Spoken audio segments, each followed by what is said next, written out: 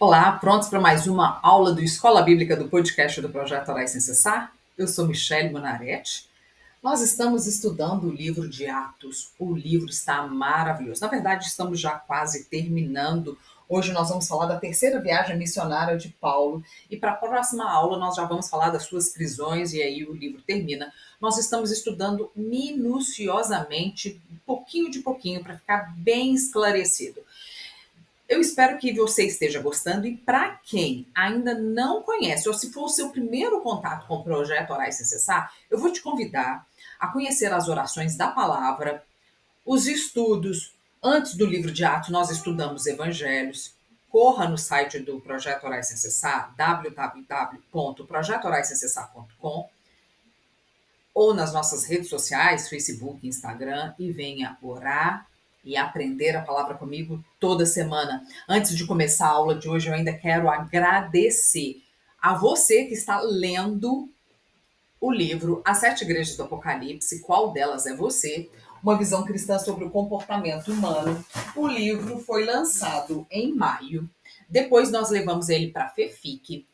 E eu tenho recebido bastante retorno pela Amazon. Agradeço de coração aqueles que têm acompanhado. E quem quiser deixar um comentário sobre o livro, no final dele tem o e-mail do Projeto Orar Sem Cessar e gostaria de ouvir um retorno seu. Bem, na aula passada, nós vimos já a terceira viagem de Paulo, né? Hoje nós vamos continuar vamos prosseguir nessa viagem dele, né? Agora falando de Tiro e Cesareia. Na aula passada nós falamos dele ali em Éfeso. Hoje a gente vai continuar, né, prosseguindo ali já para o final do livro, terminando a viagem missionária dele. Segundo o livro de Atos, lá no capítulo 19, Paulo ficou aí um pouco mais de 2 anos na cidade de Éfeso, né, tendo ali um ministério frutífero e proveitoso, conforme nós aprendemos na última aula. Após, né, perceber ali que a sua missão tinha sido cumprida, Paulo partiu para Jerusalém, levando consigo até ofertas desses novos cristãos ali de Éfeso, né, para que eles levantaram para ajudar ali os cristãos carentes em Jerusalém. De tão proveitoso foi o período que ele esteve ali, né? Ele conseguiu já levantar uma igreja que se importasse com os cristãos de uma outra localidade. Uma verdadeira prova, né, de que o ministério de Paulo teve êxito ali, né, entre aqueles gentios recém-convertidos. Foi em Éfeso que ele escreveu as cartas para os Tessalonicenses e para Coríntios. Como alguns da cidade ali, né, incitava o povo, nós vimos isso quando nós estudamos lá em Éfeso, incitava o povo, né, porque muitos ali que dependiam da renda, da venda, né, de imagens e adereços, né, da deusa ali, da adoração da Artemis ou Diana, conforme ela é conhecida na mitologia romana. Então, alguns incitaram ali o povo, né, porque eles estavam perdendo dinheiro. Paulo precisou fugir para o norte, partindo ali para a Macedônia. Depois ele mudou-se para a Grécia, passou lá 3 meses. Né? Paulo deveria passar ali pela Macedônia e Acaia e recolher ali também ofertas, também levantadas pelos cristãos ali daquelas cidades. E depois despedir-se das igrejas, né, com as quais ele trabalhou, ele teve ali o seu ministério, que por volta, acho que aproximadamente de uns 7 anos, né, em todas essas cidades. Isso aconteceu ali por volta do ano de 57. Nessa viagem, Paulo foi acompanhado por Sópatro, de Bereia, filho de Pirro, Aristarco e segundo e de Tessalônica, né? Gaio, de Derbe e Timóteo. Levou também ali Tíquico e Trófimo, os nomes são um pouco difíceis. Eram representantes, né, ali das igrejas que iam encontrar com Paulo ali em Troade. Paulo, na verdade, intencionava, né, depois da visita ali em Jerusalém, era navegar do Mediterrâneo Oriental na direção do Ocidente, passando pela cidade de Roma, a caminho da Espanha. Após a sua estada em Filipos, Paulo seguiu justamente com Lucas para Troade. Nessa cidade, para despedir, né, Paulo pregou ali um sermão que durou até o amanhecer. Segundo está escrita a palavra, foi por volta da meia-noite que se deu um acidente ali quase que fatal da queda de Eutico, da janela do terceiro andar onde se encontrava sentado, conforme nós lemos nas escrituras, né? No primeiro dia da semana, estando nós reunidos, com o fim de partir o pão, Paulo, que devia seguir viagem no dia imediato, exortava-os e prolongou o discurso até meia-noite. Havia muitas lâmpadas no cenáculo onde estávamos reunidos. Um jovem chamado Eutico, que estava sentado numa janela, adormecendo profundamente durante o prolongado discurso de Paulo, vencido pelo sono, caiu do terceiro andar abaixo e foi levantado como morto. Foi tido como morto. Descendo, porém, Paulo inclinou-se sobre ele e, abraçando-o, disse: Não vos perturbeis, que a vida nele está. Bem, nós não podemos afirmar se realmente se a vida de Eutico foi restaurada miraculosamente, ou se Paulo estava ali com aquela afirmação, tranquilizando, né, as pessoas que estavam ali na reunião, que o julgava morto. Depois do ocorrido, né, com o rapaz que caiu ali do parapeito, Paulo voltou a pregar. Quando então partiu o pão, comeu com os discípulos ali presentes. E logo em seguida, no capítulo 20, está escrito que ele se despede.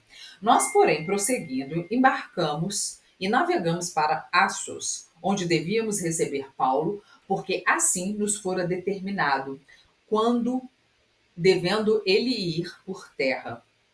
Quando se reuniu conosco em Assos, recebemo-lo a bordo e fomos a Mitilene.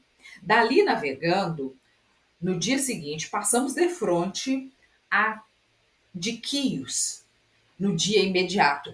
Tocamos em Samos e um dia depois chegamos a Mileto, porque Paulo já havia determinado não aportar em Éfeso, não querendo demorar-se na Ásia, porquanto se apressava com o intuito de passar o dia de Pentecostes em Jerusalém, caso lhe fosse possível.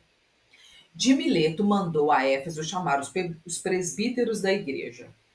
O encontro, né, de Paulo com os presbíteros da igreja em Éfeso, em Mileto, mostra os presbíteros, né, da igreja de Éfeso em Mileto, mostra um sermão ali dedicado aos cristãos, lançando luz ali sobre o ocorrido durante toda a sua trajetória pregando o evangelho, né? Paulo se despede deles ali com um senso de dever cumprido, dizendo: E agora, constrangido em meu espírito, vou para Jerusalém, não sabendo o que ali me acontecerá, senão o que o Espírito Santo, de cidade em cidade, me assegura, né? E que me esperam cadeias e tribulações. E ele não deixa, né, de amor. Paulo não deixa de admoestá-los, né, os cristãos, os convertidos ali, sobre o que muito provavelmente aconteceria no meio da igreja logo após a sua partida, para que eles ficassem atentos aos falsos profetas, né, e aos que trariam ali falsos ensinamentos, né. Aqui na palavra está escrito que, tendo dito essas coisas, ajoelhando-se, orou com todos eles. Então houve grande pranto entre todos e, abraçando afetuosamente a Paulo, o beijavam entristecidos, principalmente pela palavra que ele dissera, que não mais veriam o seu rosto. E acompanharam até o navio. A admoestação de Paulo é importantíssima até para a gente hoje em dia, né? Quantos de nós recebemos ali o evangelho e nós continuamos vendo dentro das igrejas tantas pessoas usando a palavra em favor próprio, né? Desvirtuando aquilo que foi escrito. Eles pegam trechinhos né, fora ali de todo o contexto, e usam para ludibriar as pessoas, ludibriar a igreja e o rebanho, enfim. Por isso, o estudo da palavra é importantíssimo para que não caiamos, né, nessas falácias de pessoas de más, né, de má intenção, porque isso é fato, né? Acontece ainda nos dias atuais e vai acontecer até a volta do Senhor. Não duvidemos disso. Então, Paulo vai para Tiro e Cesareia antes da sua prisão. E está escrito na palavra que depois de nos apartarmos, fizemos-nos à vela e correndo com direitura, chegamos a Cós no dia seguinte, a Rhodes e dali a Pátara. Achando um navio que ia para a Fenícia, embarcamos nele seguindo viagem. Quando Chipre já estava à vista, deixando-a à esquerda, navegamos para a Síria e chegamos a Tiro, pois o navio devia ser descarregado ali. Conforme nós acabamos de ler na palavra, né, Paulo, após deixar ali Mileto, Paulo e seus companheiros seguiram para a Judéia, desembarcando em Tiro e permanecendo ali por 7 dias. Tempo suficiente para interagir com os cristãos e ter uma comunhão fraternal entre os irmãos em Cristo. Irmãos que rogavam a Paulo que ele não subisse a Jerusalém, né? Pois a hostilidade dos judeus para com os gentios permanecia. E na medida que se passava o tempo, né, que Paulo passava de um porto para outro, mais e mais ficavam claros os perigos que estavam reservados a ele ali em Jerusalém. E chegando em Cesareia, Paulo se encontra ali com Filipe, um dos 7 diáconos que foram escolhidos, né, pelos apóstolos em Jerusalém, quando a gente viu naquela época, num estudo umas 3 aulas atrás. Filipe era um famoso evangelista, né, e Paulo se hospeda ali na casa dele. E tanto em Tiro como em Cesareia, o Espírito Santo continuava a revelar a Paulo o que estava para acontecer com ele quando ele chegasse em Jerusalém. Mas Paulo era uma pessoa convicta, eu não digo teimosa, mas persistente e obediente, e claro, guiado pelo Espírito, ele sabia, né, que a viagem para Jerusalém estava dentro dos planos divinos, de modo que ele estava mesmo disposto, como ele mesmo escreve na palavra, não somente a ser preso, mas morrer, né, pelo Evangelho. E essa firmeza e convicção de Paulo levou aos cristãos, né, que o rogavam, né, para ele não ir a Jerusalém, a terem a certeza que Paulo estava realmente sob a instrução do Espírito e acabaram dizendo, segundo está escrito na palavra, faça-se a vontade do Senhor. No verso 15 está escrito assim, passados aqueles dias, tendo feito os preparativos, subimos para Jerusalém. Era a época da festa de Pentecostes, né? E os judeus subiam para Jerusalém para a celebração. Alguns discípulos de Cesareia se uniram a Paulo e seus companheiros. Estava ali prestes a se cumprir as horas mais difíceis do ministério de Paulo, né? Que, igual eu falei, nós vamos estudar na próxima aula. O livro de Atos já está findando, né? Nós vimos aqui Lucas sendo bem detalhista, né? Mostrando pormenores nas viagens, nas interações entre os irmãos, mostrando cidade por cidade.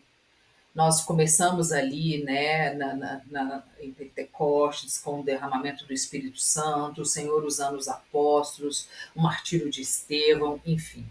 Para quem não viu, eu aconselho a entrar no site do Projeto Orar e Sem Cessar. As aulas, além de gravadas, estão todas escritas para que você possa reler e ficar guardado na sua mente e coração.